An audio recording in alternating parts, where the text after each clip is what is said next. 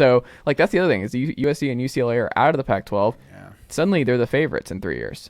I mean, depending on what Oregon looks like and all that, but I don't know. I think Dion is making strides. If you're a Colorado fan, you have every reason to be excited. This is an exciting time to be a Buff fan. But I just, year one, it's like go for March for 6. Like, I just don't think the talent's there right now. I think they have good pieces. They don't have a full team. Football is a full team game, man. It's not one fair. guy. Yeah.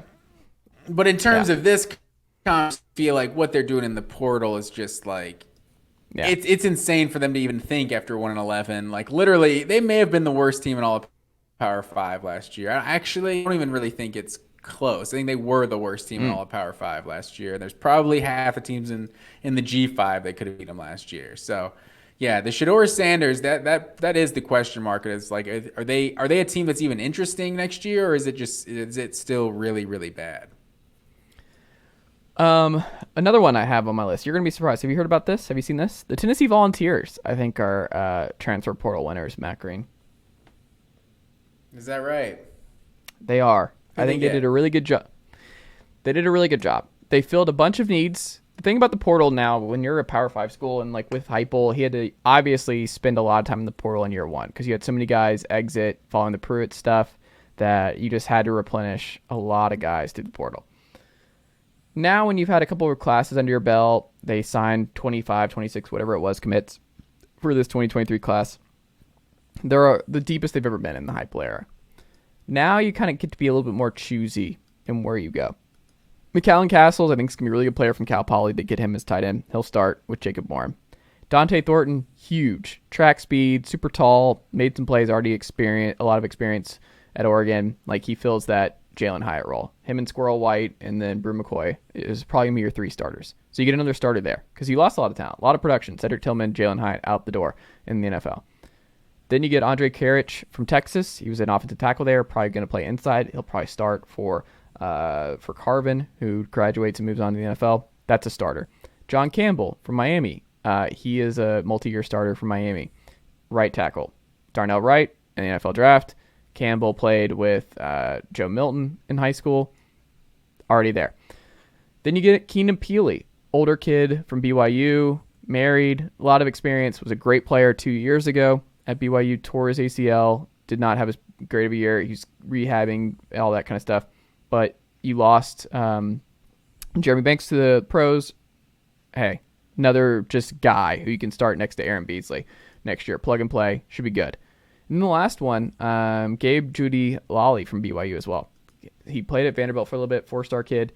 He's going to probably start at corner. Like, you just got a bunch of starters to fill some gaps to the NFL, and I think all are going to be pretty good players.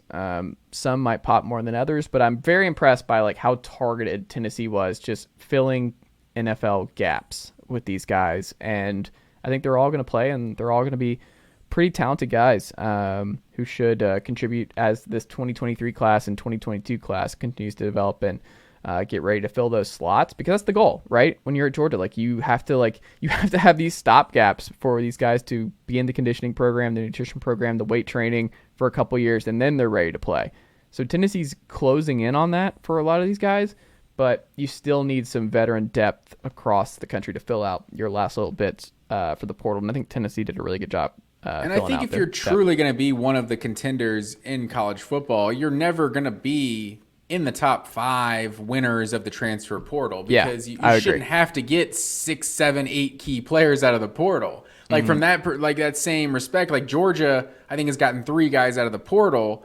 It's like 80 Mitchell transfers, and you brought in 2. Obviously, Rod Thomas has potential legal stuff going on, but assuming just with none of that on the table, it's like Georgia brought in 2 of the top 3 or 4 receivers in the portal, as well as you lost a Jaheim Singletary, a 4-star, borderline 5-star corner from the 2022 class, and you get Smoke Bowie, who was a 2022 borderline 4-star, 5-star corner. So it's like for the guys you lost, you basically made up for, and you look at Georgia, obviously coming off 2 national titles, not a lot of weaknesses on the program, period, and what they did have, they filled in the portal. Does that feel weird when you say that out loud, coming off 2 national titles for your team? Does that not just feel weird saying out loud?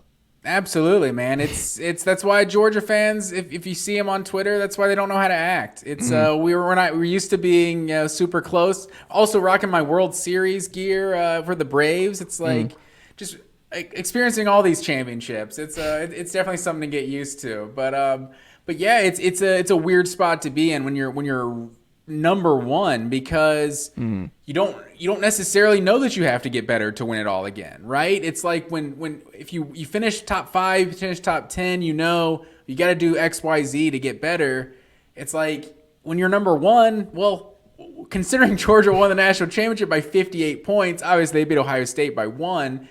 It's like they could have been a lot worse and potentially still won the national championship. So the margin for error is a little bit different, obviously, when you're that talented. But it's definitely something to get used to. But yeah, Georgia.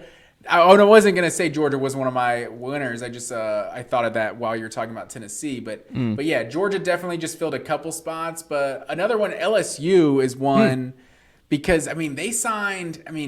Like I said, for whatever these rankings are worth, I still don't know what exactly to do with these transfer portal rankings, but LSU is the number 1 class according to 24/7 with 11 guys out of the portal, 8 of which are 4 stars. And so I think that's big for LSU. Like, they just won the SEC West year 1 of Brian Kelly, like way ahead of schedule, and to now go get some guys like that could potentially contribute from day one, along with signing like a top 5 corners. They got 4 day 1 starter corners: Denver Harris from A&M, Zy Alexander, Deuce Chestnut, and J.K. Johnson. And they signed the 6th ranked class in the country this year too. So it's like LSU, like there was so much made of Brian Kelly fitting the culture. It's like the culture is football, and if you can be a good football coach, the guys are gonna come to play to LSU. Are they? So, I think they're the favorites to go back to back, right? Right now, it's hard for me to say Alabama's the favorite. I think there's just so much. Don't we like LSU more? I think I'm bigger on LSU right now. I think I am as well. I think LSU, we usually see that kind of uptick in year 2 of any head coach, especially a good one. And, with Jaden Daniels coming back, LSU's definitely got a lot of reasons to be optimistic. Butte came back too, right? Yeah, he did. He is coming back.